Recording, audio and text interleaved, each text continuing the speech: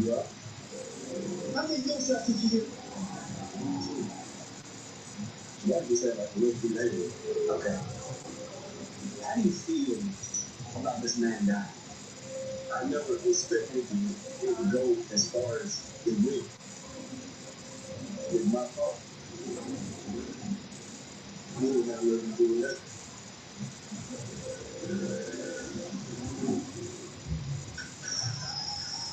You think, he's telling the truth? He's telling the truth.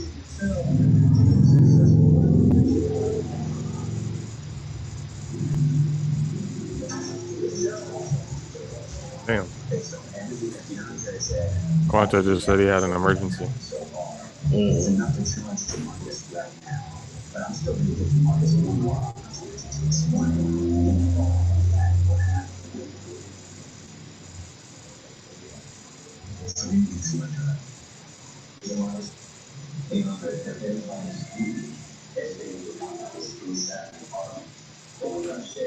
with a free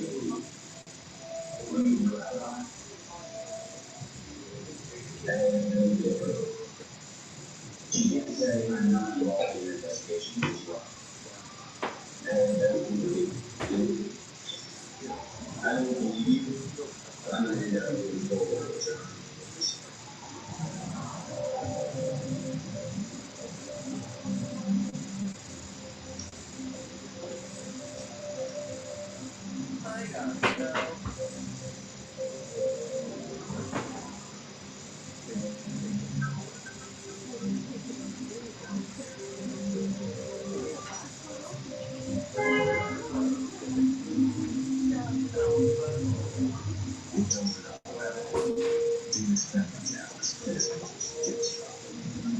We came together to celebrate the life of my brother. You shot me up the shortly after his death. You wanted me to know it better.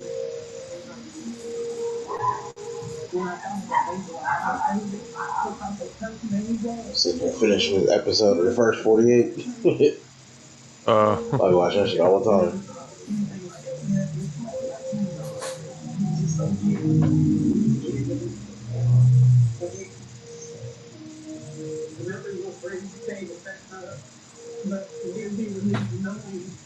And so it looks like probably Quanta is not gonna be in. So we'll just get it started, and then whenever Coach Guyton gets in, we'll have the conversation with him. So, all right, and 5, 4, 3, 2. What is happening, ladies and gentlemen? Welcome to another episode of the All Pro JAFFOs, a Prenated Bros Productions podcast where we bring you the highly elevated sports talk for the highly elevated sports fan. I am your loyal and humble host, JP. Alongside me, as always, the best DJ in the entire world, Mr. DJ Mad Sticks. What's up, peeps? And unfortunately, for right now, Country K will probably be with us a little bit later. But if not, that's completely fine. We have a lot to talk about today. On today's show, we have a conversation with Coach Booker Guyton, which is actually about to happen right now. He's about to hop in here with us. And let's see, where's that? And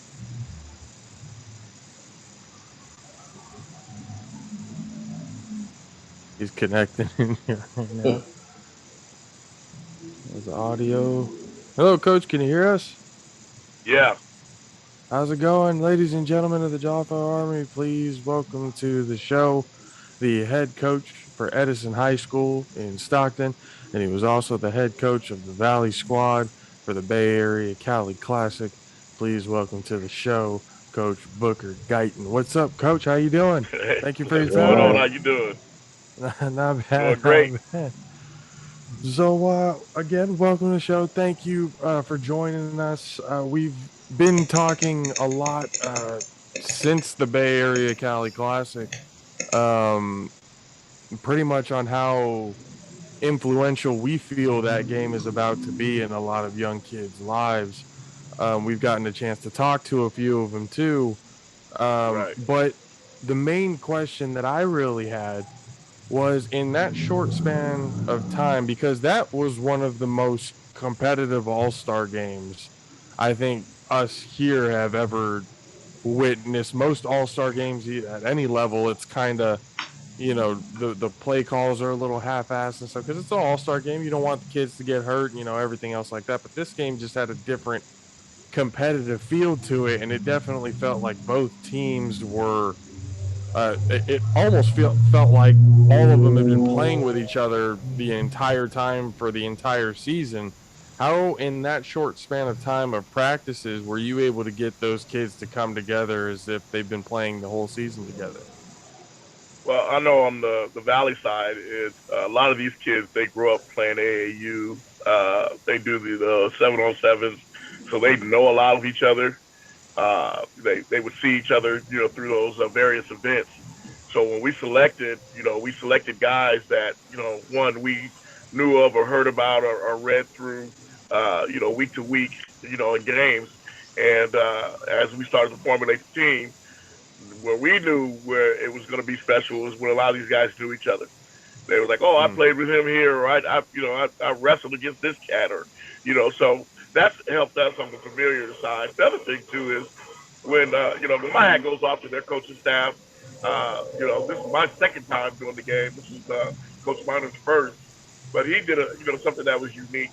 He established. I watched on his end where with Twitter, he communicated with his kids weekly, mm. and when he was assigning them, he had a little communication thing going with them on the Twitter, so it caused for them to get cohesive real quick.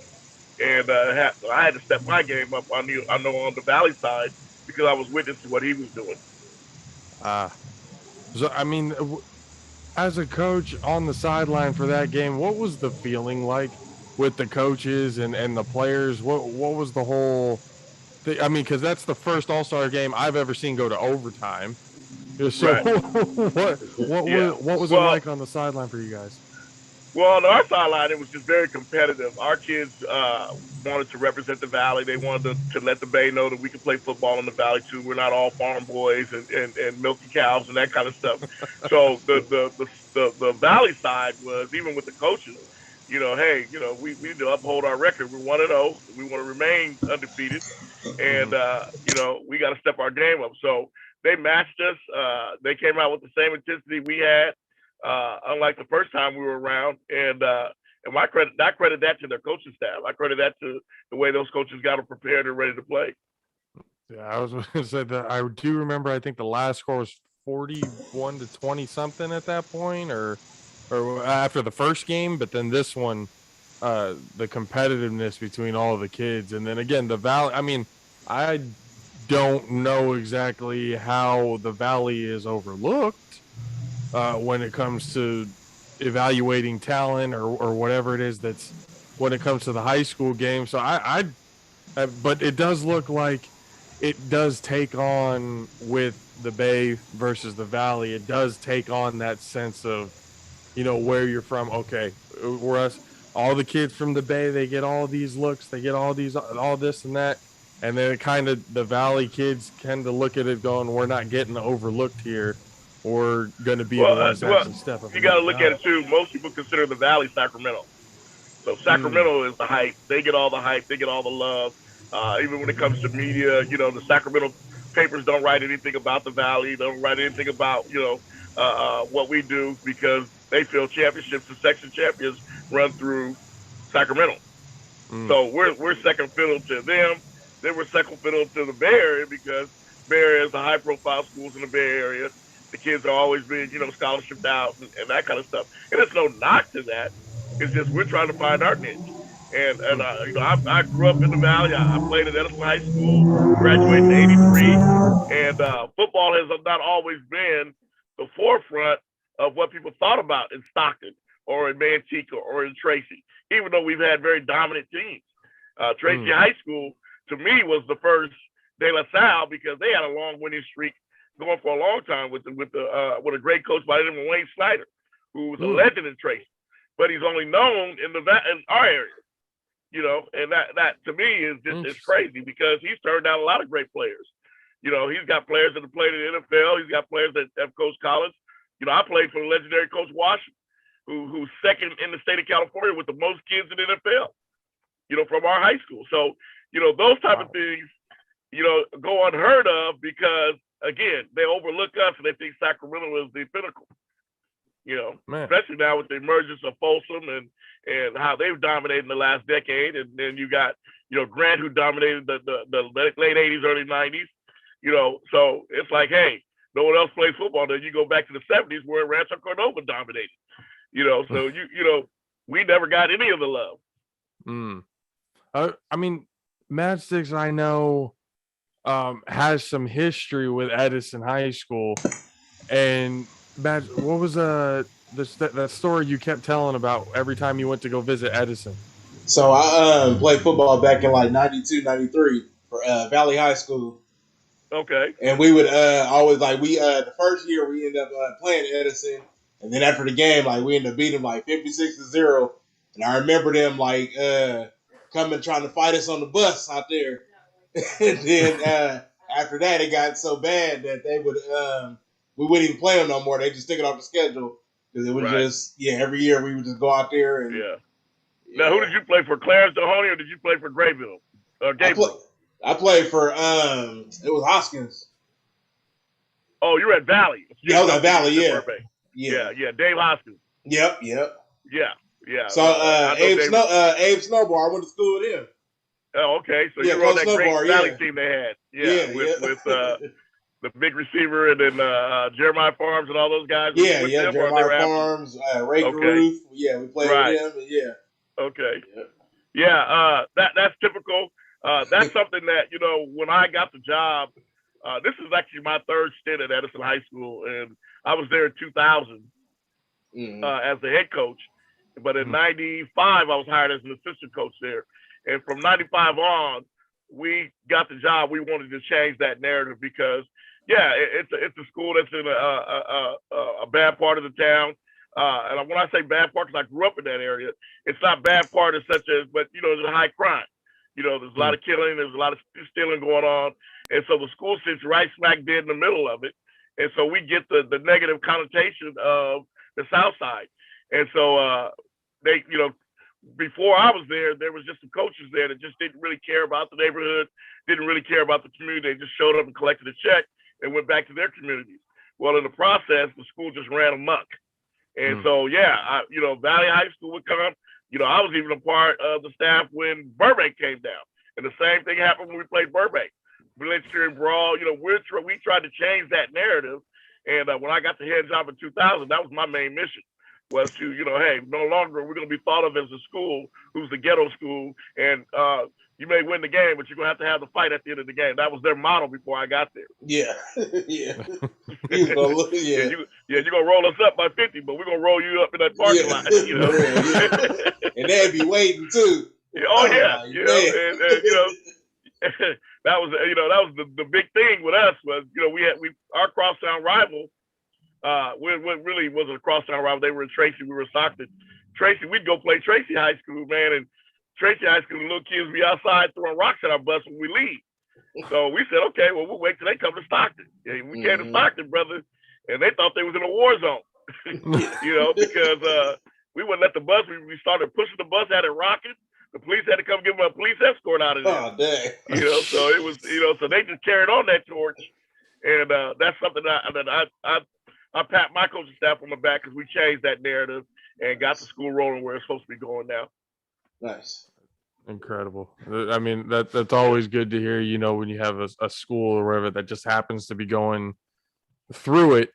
And now you guys have a coaching staff and people who actually care about the school, care about the kids, and wanting to change that narrative. That's really big. And I'm sure I don't know the exact number. Maybe you can enlighten me, but how many D1 or how many professionals are we talking about coming out of Edison? There's up to date. There's 19 that have come out of Edison High School. And, that are Cal current High in the NFL right now. Well, no, not currently. That played in the NFL. Yeah, 19. The number one school is not Davidson, but Poly. Long Beach Poly has the number one NFL players from their high school to play in the NFL, and then we're second in Northern California. Okay. And we're behind Grant, who are the number one school in Northern California. Wow. So that has the most kids that played in the NFL from one high school. Yeah, so and that was done by Cal High. The Valley gets slept on. How? I don't. This is unreal to me, Coach. I asked this because I've only been in Sacramento in the Valley for maybe a total of about 4 years now. Most of my life I was in the Bay.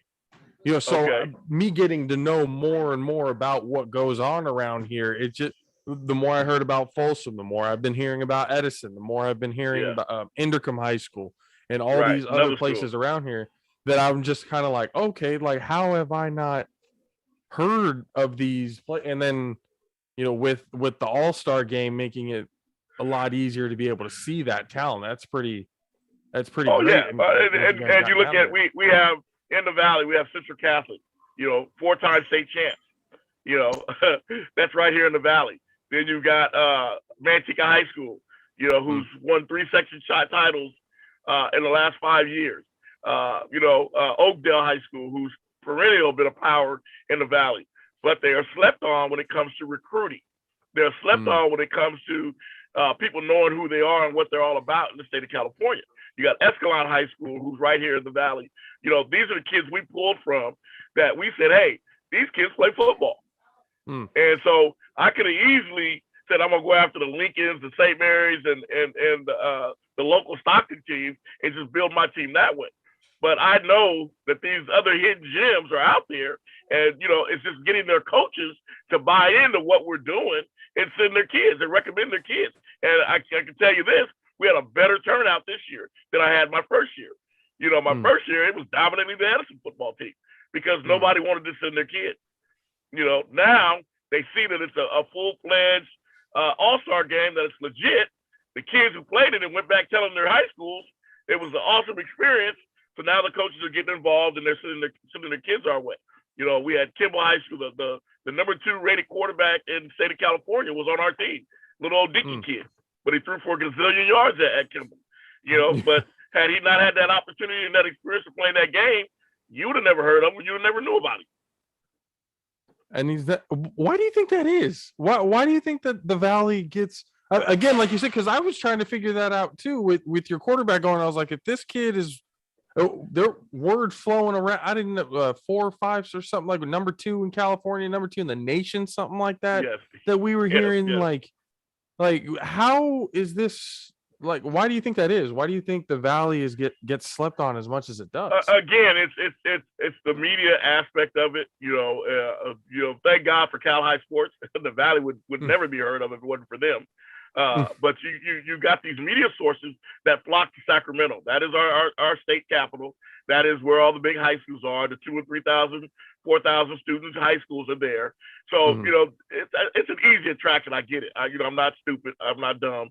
But the simple fact that you would overlook, our area, and the other thing is too, our area has had a problem with stepping up with football games. So when you're getting dominated in section championship games and you're not winning, that's an easier way to overlook and say, hey, they don't play good football there. And in a sense, we do. So the fact of the matter is, we have, as a Valley, we got to advance farther into these section games.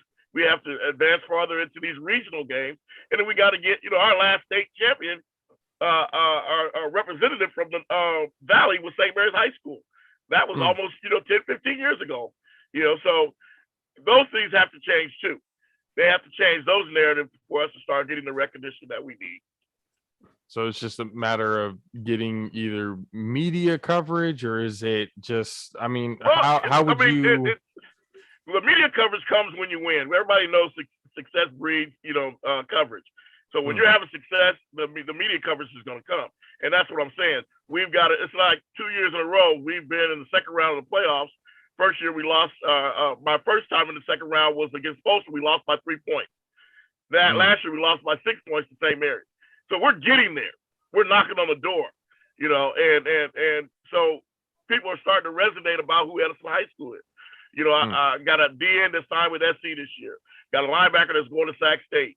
Got 2 linemen. One's going to College of the Redlands. Another one's going to Whittier College. So, we're getting there. And I tell my coaches all the time, hey, man, we got to continue to roll up our sleeves, man, because Rome wasn't built in a day. It got built, but it wasn't built in a day. And so we're trying to build a Roman Empire. Then we've got to stay the course. We got to stay tenacious with our kids and getting our kids in the weight room and getting them to that recruitable size to where we can get our kids out. And that's why, I take my hat off to them. That's what the trend is changing. We went from getting 1 signed 2 years ago to now we've got 4. And, and that number is going to continue to go up with my younger class. So, we got the guys. And as far as, the Valley is concerned, you got Central Catholic, everybody's got to, hey, they represented the state again this year, even though they lost, they were there. So my thing is those teams like that, once we start winning those games, I think the Valley will start getting the recognition that it needs. So, I mean, obviously winning breeds all the, the coverage and stuff like that comes out of it. And it is kind of a shame that it does end up that way because, like you said, there are a lot of kids that do end up getting overlooked because of aspects like that. And, again, thank goodness, Leslie and what she's doing out there at Gunner Sports. And when they got this whole Bay Area Cali Classic going, and I'm seeing a lot of these kids, especially on social media and stuff like that they're getting more looks, getting more offers. To whereas that's the unique thing about what Leslie's doing. I say she's a godsend, and the aspect of she's in a male dominated sport, and she's a female who's getting to me. I'm gonna be on point blank. She's getting the job done. She's created an all-star game that has brought access to the colleges. This is something a lot of these all-star games don't do. To be able to live stream the day of the game, these colleges can have access to it, find these hidden gems that they don't normally see on their radar. My hat goes off to her, and it's just like she needs support. She needs financial support. She's doing all this on her own, and it mind boggles me that she's in the Bay Area, and you've got all these businesses and these corporations that don't get behind her and really blow that thing up. That is the jewel that's hidden in the Bay Area with that game. And it shows. I mean, you had some De La Salle kids playing in it. You had some Pittsburgh High School kids playing in it. 2 years ago, there was none of those kids were non-existent. They didn't want any part of that. Now they're playing it. Now they want part of it. So it's growing, and it's like I've told Leslie. You always thought outside the box. This is why you're where you're at. You got to continue to do this. You got to keep it going, and then hopefully it'll venture to where we're playing another state for California versus another state. It can grow that big. The potential is there, but she is like I said, without her, this would be nothing because she just pushes the envelope more than what a man would do, and that's why it's successful. I mean, I couldn't have said it any better. And I've told her the same thing. This is a game that's going to be doing a lot, not just for the kids, but for the communities, all around, because you got basically the melting pot of the kids from the Valley, the melting pot of the kids of the Bay, and you got all their families and their parents and stuff, and the cheering, rooting the kids on together. It's bringing communities together in a way that all you had to do was look at the attendance, and that would have told you right there. We were practically full on our side. The Bay was practically full on their side. Everyone said, oh, it was because of COVID. It had nothing to do with COVID. It had everything to do with people wanting to come out and see some good football. And I think we gave them their money's worth. And I said, and that's how this all-star game is going to separate itself from everyone else. I mean, we had a kid from New Jersey playing in the game. How crazy is that? Family moves his junior year, but he's from the Bay. And when Leslie called him, I said, by all means, let him play. This is where his home is. They're moving back. Yeah, let him play. But he played his senior year in Bloomingtown, New Jersey. So that's how special this game has gotten, where she's gotten contacts from other teams, from other guys in different states that want to link up. So that's why I'm saying, major corporations that are in the Bay need to get behind this because it can be very, very influential for them down the road. And there's nothing like investing in our kids, man. You can't go wrong with that. That's not a bad investment. Absolutely. I mean, gosh, again, it's something that we know is going to blow up. We're glad that we were a part of it. We're glad that we've been able to get, to be able to talk to everybody and get their stories and how they've gotten to where they're at. And that's the next thing I wanted to ask you was like, how'd you get to this point? Like, what molded Coach Guyton into what he is right now to where you're at? Oh boy. Yeah, I've been doing this for 30 years, man. And I haven't always been. It hasn't always been good. It hasn't always been great. And but it's a narrative that I wouldn't change. I've been around I was blessed to be around a lot of great coaches when I was growing up, and I was influenced by a lot of great coaches. And some I learned from, some I didn't learn from. But the experience of being around them helped mold who I am. And I say that to a lot of people. It's the coaching staff that I've been around. I went to University of Pacific, and on my staff was Ed Donatel, who's coaching in the NFL. Hugh Jackson was my quarterback my freshman year, my junior year. He was my quarterback. Now he's the head coach of the Raiders, head coach of the Cleveland Browns. This is who I rubbed elbows with, and ran the campus with, those type of guys. And there's been a plethora of coaches. Gruden's come through there. UOP was a breeding horse for college coaches. And I was fortunate enough to be around a lot of great ones and learned a lot of stuff from them. Pete Carroll was at UOP. He was there before I got there. But I remember watching him work as a high school kid when he was offensive coordinator at University of Pacific, when they used to throw the heck out of the football. So Walt Harris, who came and put his stamp on UOP. So it's a lot of good coaches that have had influence on me. And that's the beauty of football and why I love it, because it's not copyrighted. You can steal from everybody. And I did. I've taken a little something from everybody. And I can't be sued for it because it's not copyrighted. So, that's the beauty of who I am. And I'm a microcosmic of a lot of coaches, and just try to create my own identity in that realm. I mean, you've done a hell of a job so far, and especially with the All-Star game and everything, what you did. The kids have had, time together and everything else like that, but still to be able to put a competitive game out there like that in an all-star game that's going to be, blown up. You and the other coaches from the Bay, and then your own coaching staff there in the Valley, you guys are the catalyst, or like the cornerstones of what's going to be happening for this. So you guys should honestly be very proud for what you guys and we are. And the other thing I've got to say too, and I'm sure Coach Miner can attest to this too, that we're only as good as our staff, man. And if you don't have committed coaches that want to put in the time and the work that you value, it's not going to happen. If they're there for their own recourse and their own desires, it's not going to work. It's going to go haywire. And I've been blessed, and from looking at Coach Miner's coaching staff, he's also been blessed. I've got guys, and the majority of my staff played for me.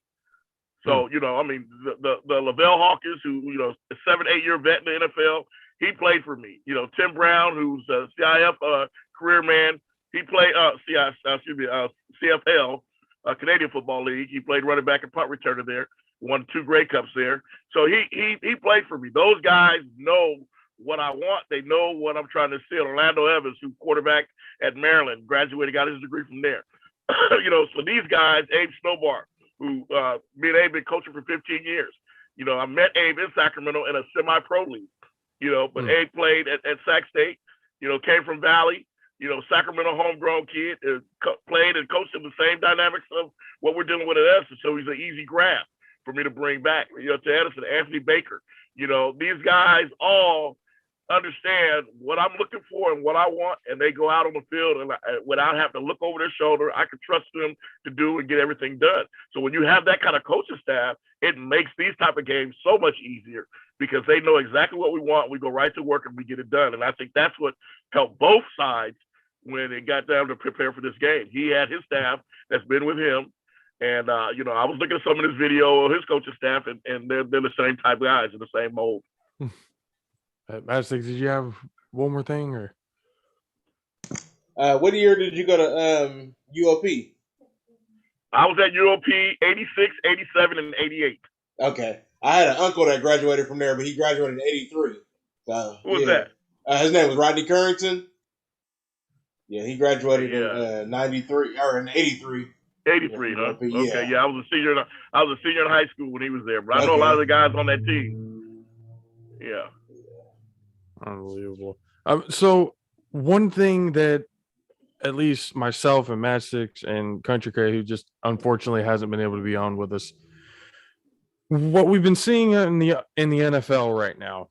And before we let you go, I just kind of wanted to get your opinion on this because this is something that I want to further understand myself. Everything that's going on with Coach Brian Flores in the NFL right now, with the lawsuit, with the lack of diversity in the head coaching realm in the NFL.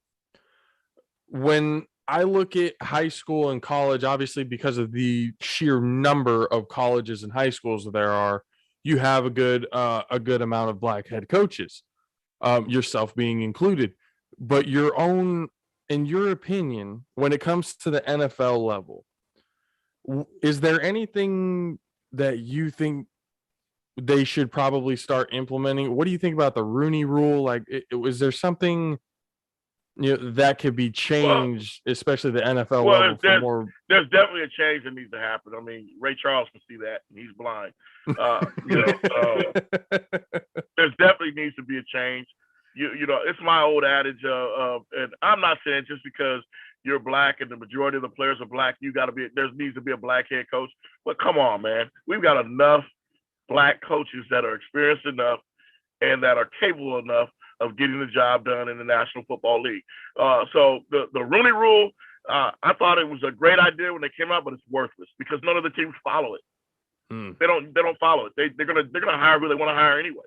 So to have a rule and have no recourse for not following the rule, it's a moot point. So yeah, it either needs to be reevaluated or redone. But yeah, the lack of disparity is it's okay to be an assistant coach in the NFL, but we just don't think you're good enough to run a team, and that is so ludicrous. It's almost like you go back to the days of black quarterbacks. We were never thought of to be an NFL quarterback. Now here the league's being run by them. So I'm hoping with I think what Brian Flores, the sad part about Brian Flores is he may not ever get a job coaching in the NFL again because that's how crazy these people act and are for him just saying the truth. It's the honest to God truth. And the thing that bothers me is there's not enough black coaches that are going to stand behind him. It's the same with Kaepernick. When Kaepernick took that knee, look at all these brothers who didn't want to take a knee with him because they want to protect their money. And they don't understand they are the money. Without you, there is no league. So, I mean, it's ridiculous for you to be that cumbersome of money. But it's like in the Bible, the lust and root of all evil is money. And people cherish that, and they cherish that more than their own human values. So, I look at it like this. Until these brothers take a stand and stand together in solidarity, they're going to continue to be treated like that. Now, it's easy for me to say I'm not in the NFL. I don't make that kind of money, and I'm not a player or a coach. But from the outside looking in, it just seems like they need to stick together, and they don't. It was proven in the Kaepernick thing, and it's going to be proven in this Brian Flores. How many coaches are going to stand with this brother? And not that he should be the one waving the flag, but he's telling the truth. You're being brought into interviews, and you're not even. Only reason they're bringing you in so they can cover their butt on the Rooney Rule. They've already got their coach hired. Yeah. That is ridiculous. Yeah, and somebody like Brian Flores being as good a coach as he was, I didn't see any reason, especially for Miami, to get rid of him.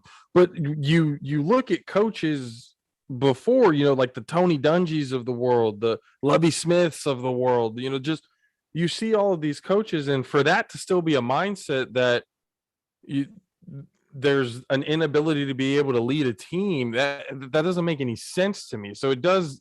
I mean, again, myself, I do believe, and we've talked about it, if the players themselves were to just, unless I feel like it's going to be more than just coaching staffs, that are going to be able to stand with Brian Flores. I feel the players are going to have to prove something as well. The only way you're going to crumble an entity is they all got to be a part of it. You can't be one-sided with the situation. But it's like I said, I'm not advocating for that because I don't believe it should get to that, because I think people who are of decent heart, good minds will make change and get stuff changed. But I'm just saying, we have been notorious for not standing up for each other. And that's the part as an African-American that bothers me, that, I may not see in my lifetime. Hey, racism is here. It's going to always be here. As long as there's different people here, there's going to continue to be racism. But we got to learn how to condone it and keep it at its best, at the lowest. And I can't, tell you how an owner's going to feel or how he's going to believe or how he's going to react. But his actions speak louder than words. And if they're refusing to hire an African-American coach based on his color, that's a problem. That's a problem. And that problem needs to be rooted out. It needs to be understood. It needs to be brought to the forefront. Because you got to come up with better than the fact that, it's just like Eric Bieniemy. Here's a gentleman who should have been a coach a long time ago, but he's being rooted to his head coach, saying that, well, it's the head coach who's doing it all. He ain't doing nothing. How stupid is that? How stupid? So now you come up with excuses why he can't get a job. And this brother is and I'm sure attested, he can tell you. But he's going to protect his money. He ain't going to say anything. And keep his mouth shut. So that's the irony of all of this. I mean, just words that could not have been said any better. That's just literally what it really comes down to. And I do think it is going to happen at some point. I mean, change is inevitable. It's just a matter of the length of time that happens. So is it going to happen? Yes. Is it frustrating to have to deal with right now? Absolutely, because we're in a state and time right now going like, how are we still this far behind? How are we still this far behind in the thought process of, when it comes down to racism and everything? How are we still in a point where we think one person is better than the other based on the color of their skin? I don't understand it. It just, I mean, again, it is what it is right now, but change is going to happen. We know it's going to happen. And I mean, it's just a matter of when at this point, but it'll be a happy day when it does. Exactly. And like I said, it's just a bottom line. I've always, it's the way I've looked at it, the way I was raised. If you were racist and I knew you were racist, I respected you more than anything, because at least you're telling me what you feel and how you feel. But you still respected me. I've dealt with coaches who I've coached with and played for who were racist. But I knew they were. I was able to perform and do my thing because they respected my ability to compete. And so I don't have a problem with you being a racist as long as you're not, verbally cussing me out or attacking my family or attacking me personally. I don't have a problem with your views. Those are your views. I have my views. But at the same time, respect my ability to get the job done and respect my ability to be capable to run a program or run a team. That's all I ask. I got to go eat with you, and I got to hang out at your house. I got to do none of that stuff. But respect my ability to do my craft. And so when you get into these rules of discrimination rules and all that kind of stuff, that's what gets watered down in that process, because now you're not being respected for your craft. You're being respected because I have to do this. I have to do this because this is what it's mandating me to do, not because of my ability to get the job done. Problem is, if you don't have the discrimination stuff, we would never get that opportunity, because people would never, especially the ones who believe in what they believe in. So it's a catch sword on both sides, and it's a sad catch side on both sides, because in the process, who's losing? The competent coach, the one who can get the job done, never gets that opportunity. So. Well, I mean, again, Coach, thank you so much for your time and hanging out with us. We got to do this again soon. Yep. Thank you, guys. For sure, whether it's during the season or just before the season, whatever it may be. Incredible insight. Appreciate you for being here, and we can't wait to talk to you again soon, Coach. Appreciate it. Hey, thanks a lot. It's mediums like this that help us, so keep it going, guys. Absolutely appreciate you, Coach. Ladies and gentlemen of the JAFFO Army, please thank Coach Booker, Guyton. Have a good one, Coach. We'll talk to you again All righty. soon. Yes, sir. Thank you. Man, that was perfectly said. Like I honestly, there was nothing in there that there's no lies to me. What he said was spot on. I mean, and when we had talked about this before, we want to know and see how things are going to happen. And, if it does take, everyone to be able to come together to get it done, it's got to happen. But the question is right now going to be that time, it's bringing more awareness to it. It's bringing more of a push towards it, but is it going to be the one to send it over the edge to get the job done? I don't think it will. I think it's just another. We've been dealing with it for so long. I honestly just don't see it changing nothing. Like you say, he's not gonna get a job you would love to see change. And but as long as you're dealing with these older owners that's from back in them times that just got that frame of mind, then I mean, that frame of mind, they're better than everybody. They're billionaires. They're better than everybody. We lower than they are, and we ain't good enough. So it's a damn shame. It's a damn shame because like you said, it limits the potential of what possible greatness that we could be able to see. There could be coaches out there that could be just as good as Belichick was, just as good as Andy Reid, just as good as all these big time Landry, Lombardi. There could be just as many great African American coaches out there, but they're not being seen or brought on because of now they being seen. They just don't care. They just But the thing is, it hurts their bottom line. Like that, wouldn't you think being able to be more diverse, you're bringing in more communities? They got so much money, it don't matter. I mean, look how much money they're making with these teams. How much more money would they be making if they be able to make that decision? That's the whole thing. It's but do it really, like when you billionaires, do it really matter how much you get at that point? I mean, when you're already making billions, it's kind of like you would have a want for nothing. I mean, you breaking in millions and millions and millions like every year.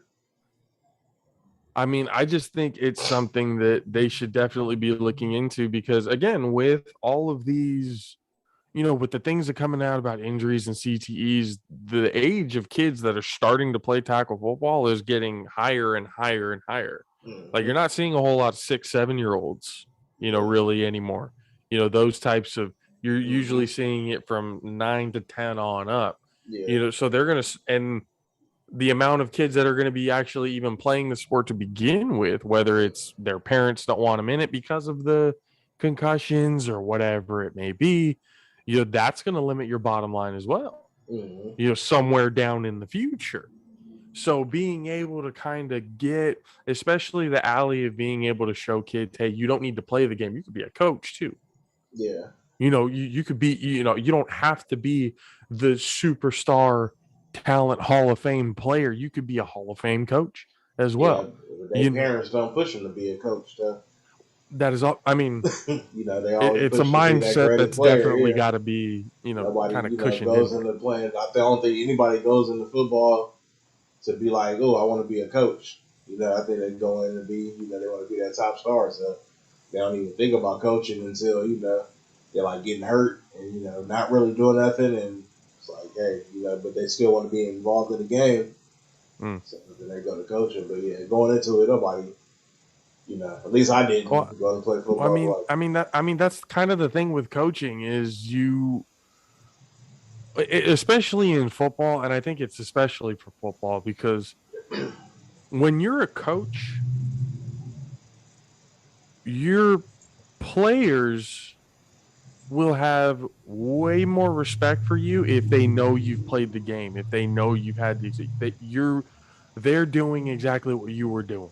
Yeah. If they have a coach that never played a down of football in their life, but was just good at calling plays, just the X's and O's of it, he was really good at, but never played the game. I guess at certain points, like if you're winning a lot, I guess that could be excused. But if you're not winning, it's kind of like, what do you really know? There's not really a whole lot of. So I want to say at least 90%, if not more, just to be, give a little bit of wiggle room in case I'm wrong. But I think 90% or more coaches have all played the game. Yeah. At one point or another in their life, whether it was youth, whether it was in high school, college, whatever it was. I mean, you would almost have to really like to even know like what to do about coaching. You have to like have some kind of experience in the game. Because I've never never seen like a book on coaching. Learn how to be a coach.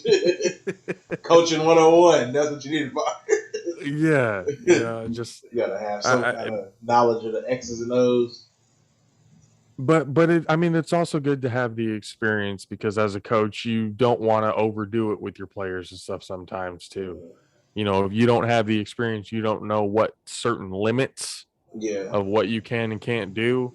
It's always great to have the experience in actually doing something before you teach it. That's why a lot of people go and get doctorate degrees and stuff like that so they can be able to teach something. They have a master's first, and then they can give you the doctorate. You have to master your craft, then you can be able to teach your craft. That's kind of same thing when it comes to coaching in any sport, in any level. So if you do talk to a lot of coaches, they'll tell you at one point in their lives they played the game, and just somewhere it just took a turn to where they got into coaching. And a lot of these coaches, Coach Guyton himself, I mean, my guy Hugh Jackson was his quarterback. He's witnessing Pete Carroll, back at the days, like the coaching that he was able to kind of just absorb and take in, like, man, like that's a wealth of knowledge that I can't even comprehend.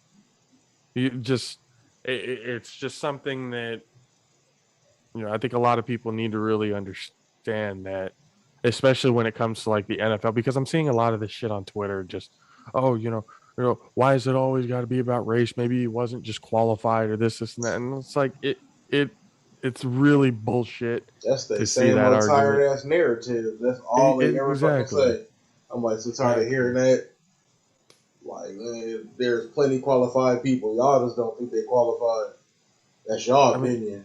Exactly. So just because you personally don't think they're qualified, and let's be real, it has nothing to do with you think they're qualified with the X's and O's. It has everything to do with the fact of the pigment of their skin. That's really all it is. Let's be real.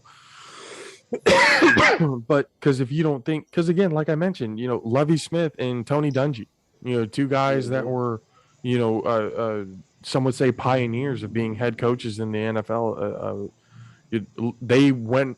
They battled each other in the Super Bowl, the Bears, versus the Colts.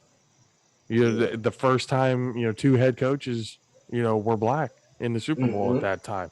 You would think after seeing coaches like that there would be more. And there was a time that there was a decent amount of black head coaches, but now it's literally dwindled down to just Mike Tomlin. Yep. And Mike Tomlin's never going to leave because the Pittsburgh Steelers, that's just not how that organization runs. They basically, if you're a head coach, you're a lifer until you retire. And Tomlin's never had a losing season with Pittsburgh, so he's never going to leave. So that's just what it is down there. But for everywhere else, they say Flores is still in the running for this Texans job. And the only person that he's against is Josh McCown. So this further proves the point of when Coach Guyton had said it himself that he probably hurt his chances of getting a coaching job anywhere because of it. The Texans have an interesting and very unique opportunity here. They could be the team that shocks the world, so to speak, and goes, whoa, we weren't expecting this. Like, okay, maybe things are starting to change a little bit now. Okay, because he's not suing the Texans for malpractices, the Rudy rules or anything else like that. He's suing the Dolphins, which I could see because again, you had 2 winning seasons with pretty much dog shit on your roster. and you got him to 2 winning seasons out of the 3 years that you were there. And I mean, there was nothing. And Dolphins fans themselves, Dolphins fans who actually knew what they were seeing, were pissed that Brian Flores was fired. So now you have an opportunity with the Texans here to where you could tell everybody, hey, no, we know who the more qualified candidate is. Yeah. We know it's not fucking Josh McCown. We know it's not Josh McCown. We know it's Brian Flores. So I mean, if Brian Flores doesn't get hired, I mean, obviously we know why. It's because of the lawsuit on the NFL or whatever. But Goodell went and put out a note. He put out a note to everybody who was let me pull it up right here, because he put it out to all the presidents and the executives, which to me gave the statement of, or I started thinking, well, it's to the presidents and chief executives, but is that to the owners? Because look at it this way, Goodell works for the owners. Let's not get it twisted. Let's not get it overlooked. Goodell is an employee of the 32 owners of the NFL. Okay, that's what it comes down to. So this state he put to the chief executives and the club presidents.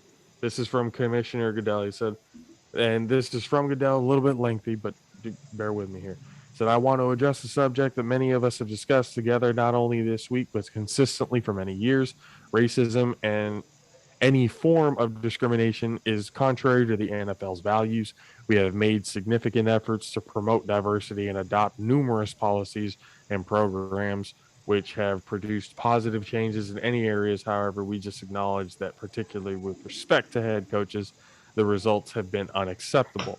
We will reevaluate and examine all policies, which I would assume the Rooney Rule is going to be looked at and reformed. Guidelines and initiatives relating to diversity, equity, and inclusion, including as they relate to gender. We are retaining outside experts to assist in this review, and will also solicit input from current and former players and coaches, advocates, and other authorities in the area. Our goal is simple: make our efforts and those of the clubs more effective so that real and tangible results will be achieved. Understand and the concerns expressed by Coach Flores and others this week. While the legal process moves forward, we will not wait to reassess and modify our strategies to ensure that they are consistent with our values and long-standing commitment to diversity, equity, and inclusion. In particular, we recognize the need to understand the lived experiences of diverse members in the NFL family to ensure that everyone has access to opportunities, treated with respect and dignity. He's basically kind of repeating himself at this point. Yeah. Integrity of the NFL, much work to do. And all of this is coming out after the NFL made a previous statement that all of the things that Flores had said was false. Mm-hmm. Like right after Flores came out with his statement, the NFL came out and said the NFL and our clubs are deeply committed to ensuring equitable employment practices and continue to make progress in providing equitable opportunities throughout our organizations. Diversity is core to everything we do, and there are a few issues on which our clubs and our internal leadership are spend more time. We will defend these against these claims, which are without merit. So you're basically saying everything that Brian Flores said is false and bullshit. And then 2 days later, that's the statement that you come out with. What Goodell just came at. Man. I mean, we knew with the emails with Gruden that something was kind of brewing, and more was going to come out. And Gruden himself, he's like, hell no, I'm not going to be the only one going down with the ship. Fuck that. I got, it cost me $10 million a year, $100 million fucking contract because of, a couple of emails that I said in the past.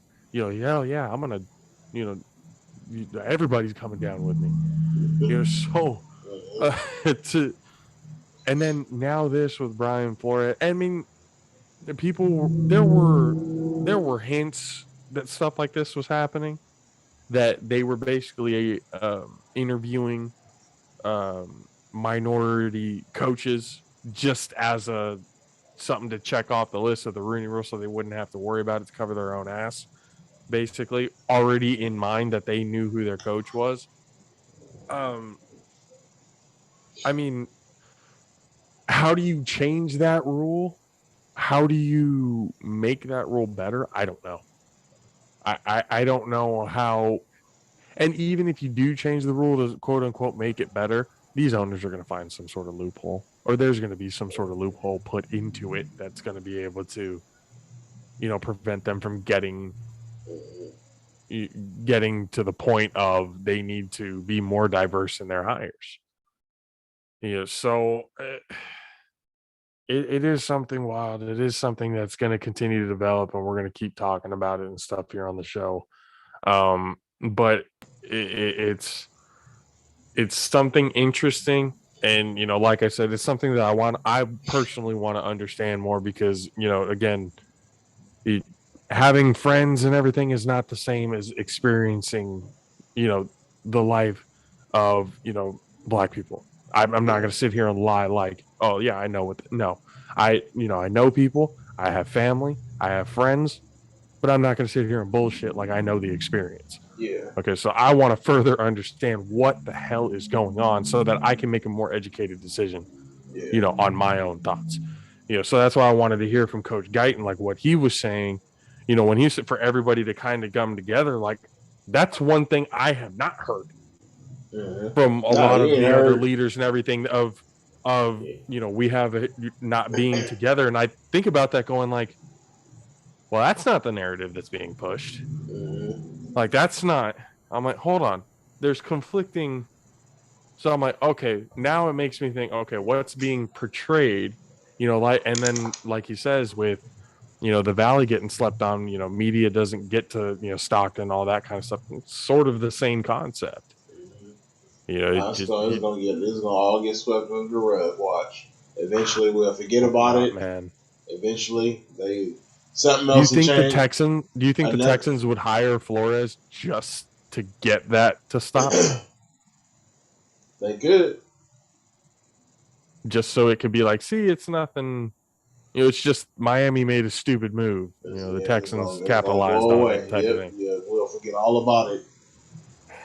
God, I hope not, man. That's what they do. They change the narrative. It'll be one thing, and they'll flip to it. The media will flip to a whole other story and make you forget what was even going on. It's a fucking damn shame, dude. Damn shame. Well, I mean, fuck. I to be honest with you, I hope. I mean, I can hope and pray and do whatever it is. The final decision is going to be what it's going to be in the long run. I can just sit here and hope that the decision is the right one. And we don't want to be looking back at history and see, look at we couldn't learn from the stupidity that we did before. We could not learn. For some reason, we were completely incapable. Like, do I want to be able to sit here and tell my kids, hey, as Americans, we learn from our mistakes, we're better now, we're moving forward? Or am I going to have to tell them it's the same shit over and over again? There's nothing that fucking changes. There's a little bit of progress, like one step forward, two steps back. It just, there's no growth. Like, no, do I want to be able to tell my kids that it's kind of like, well, it's a never ending cycle, or is there going to be improvement? And you hope to see improvement every single time, and slowly but surely there is a little bit of improvement in certain aspects, but then it's just one big giant snowball of a fuck up that just screws up the progress. It's like, I don't understand why it's so difficult. I really don't. But again, hopefully with Coach Flores, I wish him all the best, in the world. I'm behind him for sure. I really do, think that I do think he's right in a lot of the aspects of, the coach, or not the hiring process. I do think that is something that happens. And there definitely needs to be change. When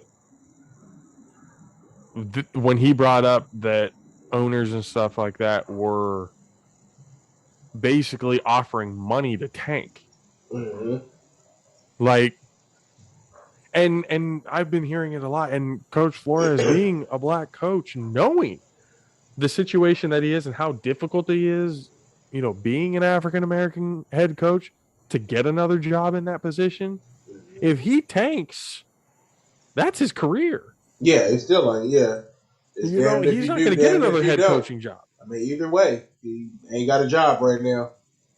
Damned if you do, damned if you don't. So so it's kind of like I stopped to kind of think, like, Jesus Christ, if that's really what's going on, obviously a major overhaul, and maybe the NFL and Goodell kind of figured out after the first statement that they put out that, oh shit, maybe something did. They had their own little internal investigation or whatever, and figured out something actually was afoot, they would say. yeah, So that's why they came out with the statement and everything that they did towards the executives and the club presidents, which again, to me, that doesn't, sending it to the club presidents and the chief executives doesn't mean shit to me because those aren't the owners. yeah.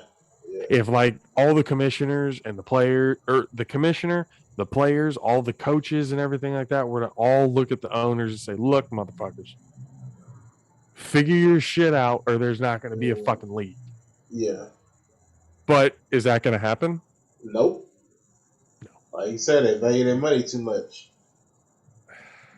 Come down to money. Ain't nobody trying to lose money. You got billions of dollars. And it don't even matter. You want every single penny. It's greed. Root of all evil. Coach Guyton said it. The root of all evil. But because of that evil, it's what we need to actually stay alive.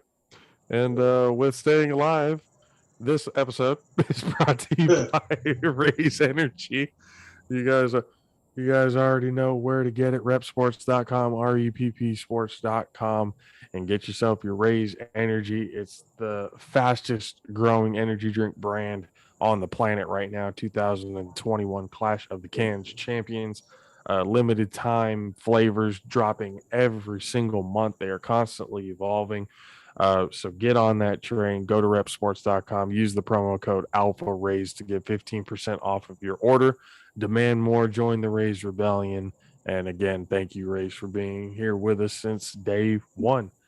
So it is Sunday. Next Sunday is the Super Bowl.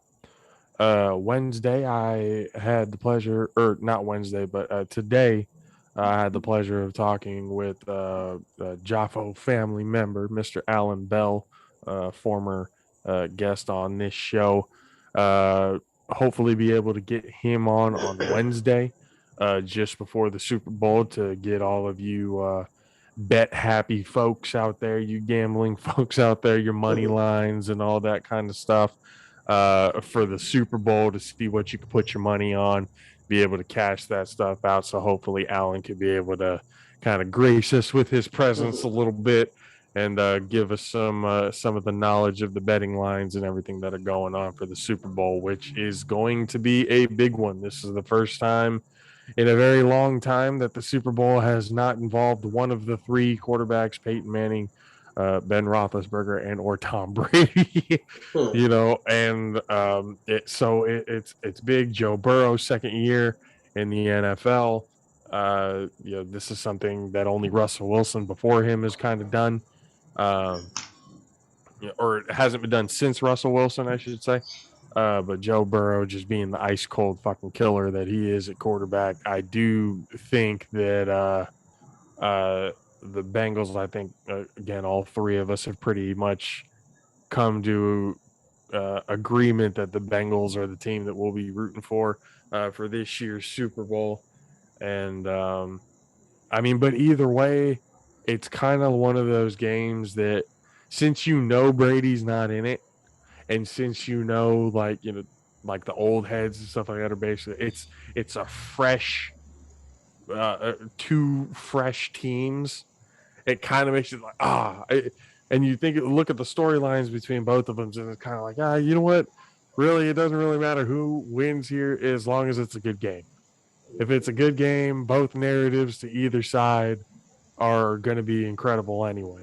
Matthew Stafford winning his first Super Bowl the first year right out of Detroit, kind of like him and the Tom Brady story. Brady came out and got a Super Bowl his first year outside of being on a new team. Can Stafford do the same thing as well as doing it in the same building? This is literally deja fucking vu years what it's happening, because you're having a quarterback with a brand new team getting to the Super Bowl, and the team or the city that's hosting the Super Bowl is the team that's in the Super Bowl. This is the second year that's happened. Last year that was with Tampa. This year it's with LA.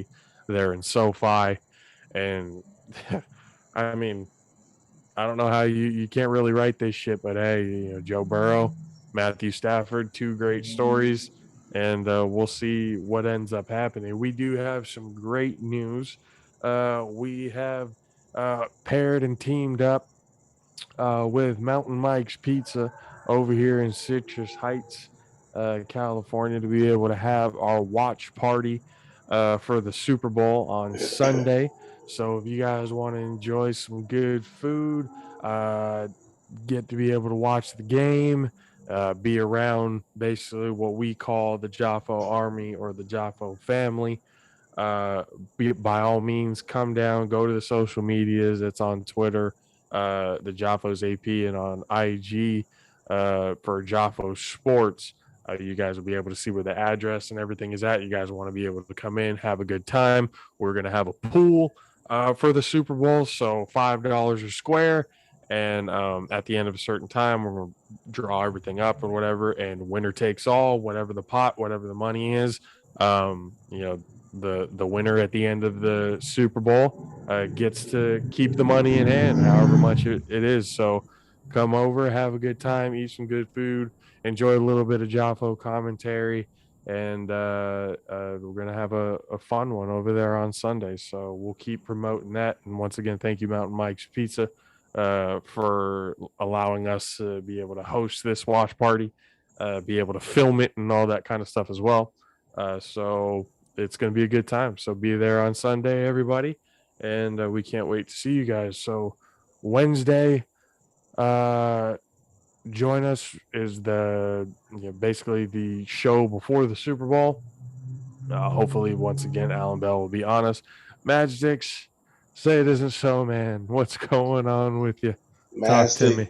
Mastic's got to take some time off, man. This new job, I'm gone from home a lot. I got kids at home, got a wife at home.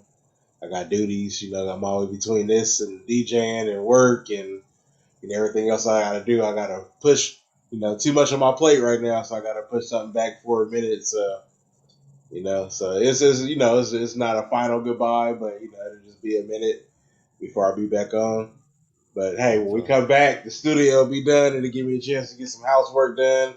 I need to, do some chores. I got some chores I need to do around the house, and but we'll get the studio going when I'm back. It'll be all. When I'm back, we'll be live from here. Oh, for sure. So I mean, again, it's saddening, but again, we did. Priorities come. You got to do what you got to do. Yeah. And again, it's not a final goodbye, ladies and gentlemen. We're not sitting here going, "Oh, Matchsticks, goodbye." We're never gonna see. We're definitely gonna be seeing Matchsticks again. Don't worry. You know me. I'm gonna be sneaking on whenever I can. So. Oh yeah. Whenever I get a chance, I'll be on. But so especially it's getting towards the end of football season, so it's a good chance to it's just a vacation. You're gonna look at it like a vacation. And then me and but don't worry, guys. You guys will be able to still have me and fucking Country K be able to grace your ears, and that's it. See, now it could literally just be me and him just arguing back and forth. Right. Now it could literally be that. I'm sure I'll be back before next season. I still don't know if I'm gonna watch next year, but we'll see what happens with this Flores thing. So.